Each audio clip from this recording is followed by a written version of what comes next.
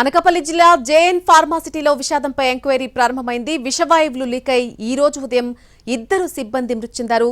ఇదే అంశానికి సంబంధించి పూర్తి ఇన్ఫర్మేషన్ మా ప్రతినిధి చిరంజీవి అందిస్తారు. ఫార్మా కంపెనీలో జరిగినటువంటి ప్రమాదంలో 2 ఫైర్ సేఫ్టీ ఆఫీసర్తో పాటు మేనేజర్ కూడా చనిపోవడం జరిగింది. అయితే దీని వెనుక పలు అనుమానాలు కూడా వ్యక్తమవుతున్నాయి. ఎందుకంటే ఘటన జరిగిన తర్వాత వెంటనే కుటుంబ సభ్యులకి ఎటువంటి సమాచారం ఇవ్వకుండా వెంటనే హుటాహుటిన హాస్పిటల్ తరలించడం, అక్కడ నుంచి మార్చురీకి తరలించడం, వీళ్ళంతా కూడా ప్రస్తుతం దీని మీద ఆందోళన చేస్తున్నారు. ఎవరైతే మృతుడు చంద్రశేఖర్ తాలూకా భార్య ఉన్నారో ఆవిడని అడిగి తెలుసుకుందాం.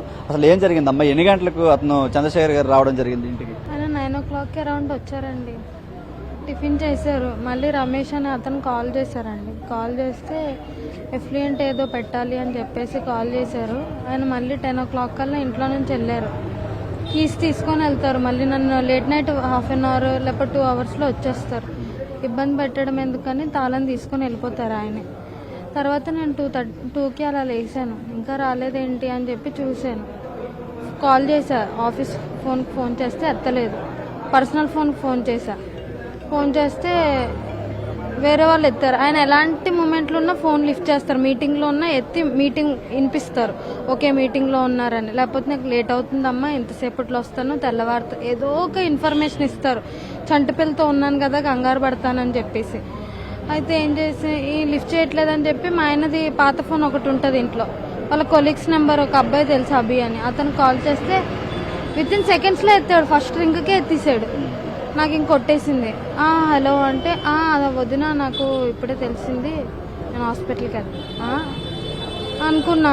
ఏమైంది అంటే ఇలాగా మనోడికి ఇలా జరిగిందంట, సీరియస్గా ఉందంట, అన్కాన్షియస్ అయ్యాడంట, కల్దీరి పడిపోయారంట అని అన్నారు. ఎక్కడుంది ఏంటి అంటే కిమ్స్కి తీసుకెళ్ళారు. వాళ్ళు అసలు మా ఆయన ఆఫీస్లో ఎవరికన్నా మా ఆయన వెళ్ళి తీసుకెళ్తే కానీ ఎవరు వెళ్ళరు. అలా వీళ్ళు అసలు దేనికి డబ్బులకు బాగా ఆలోచిస్తారు. అలాంటి అతను కిమ్స్ అనగానే నాకు ఇంకా కొంచెం డౌట్ కొట్టింది. ఇంకా వెంటనే మా ఇంటి పక్కన వాళ్ళు లేపి పాపని తీసుకొని రాలేను కదండి, తను ఇచ్చేసి నేను స్కూటీ మీద వెళ్దామని అనుకున్నా. ఇంత 2:30కి ఒక్కదాన్ని ఏం వెళ్తావమ్మా అని చెప్పేసి మా పక్కింటి వాళ్ళు అందరూ వచ్చారండి. వచ్చి ఇక్కడ చూసేసరికి చనిపోయారని చెప్పారు నాకు. నేను ఇంకా వెంటిలేటర్ మీద ఉన్నారేమో, ట్రీట్మెంట్ చేస్తూ చనిపోయారేమో అని అనుకున్నాను. తీరా చూస్తే అసలు హాస్పిటల్లోకి బాడీయే వెళ్ళలేదంట. తను ఆఫీస్లోనే చనిపోయారంట. టీ టైం అయింది ఇంకా రాలేదేంటి అని చెప్పి చూసేసరికి అక్కడ పడిపోయి ఉన్నారంట, చనిపోయి ఉన్నారంట.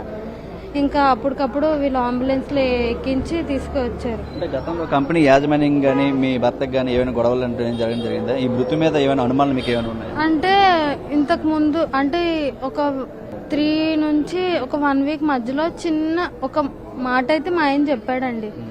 ఏం చెప్పారంటే ఇంతకుముందు ఆఫీస్లో ఒక అతనికి ఆఫీస్ పక్కన టర్నింగ్ అవ్వగానే యాక్సిడెంట్ అయిందంట. అది యాక్సిడెంట్ అది అయ్యిందో మేము చేయించామో మీకు తెలుసా అని ఒకరు అంటే మా ఆయనకు బెదిరించినట్టు మాట్లాడారంట. మా ఆయన కూడా అన్నారంట, నేను ఇక్కడ మీ కంపెనీకి కొత్తగానే నాకు సర్కిల్ ఉందండి అని చెప్పేసి ఆయన కూడా రివోల్ట్ అయ్యాడంట మా ఆయన కూడా. అయితేనేమో ఇంకా ఎవరు ఏం చెప్పిన ప్రొడక్షన్లో ఒక అతనండి, అంటే కొలీగ్స్ తెలుస్తుంది కదా శ్రీకాంత్ గారు అని చెప్పేసి, ఇంకొకసారి పెద్ద ఆయన కూడా ఆయన QA HOD ఇంతకు ముందు వాళ్ళందరికీ పరిచయం చేసేవారు. మా ఆయన క్షణాల ప్రకారంలో డ్యూటీలోని తీసేవారండి వాళ్ళని. ఇప్పుడు వాళ్ళు లేరు, మానేశారు.